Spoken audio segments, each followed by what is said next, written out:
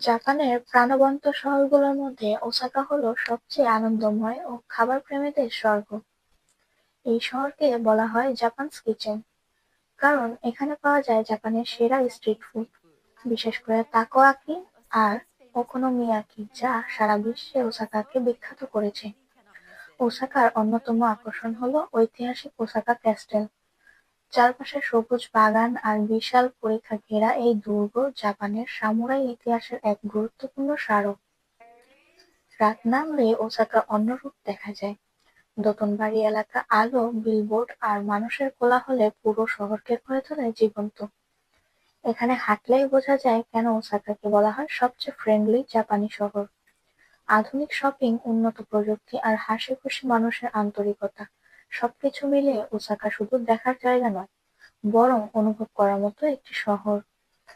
খাবার, ইতিহাস আর আধুনিক জীবনের স্বাদ একসাথে পেতে গেলে অবশ্যই আপনাকে ভিজিট করতে হবে ওসাকা।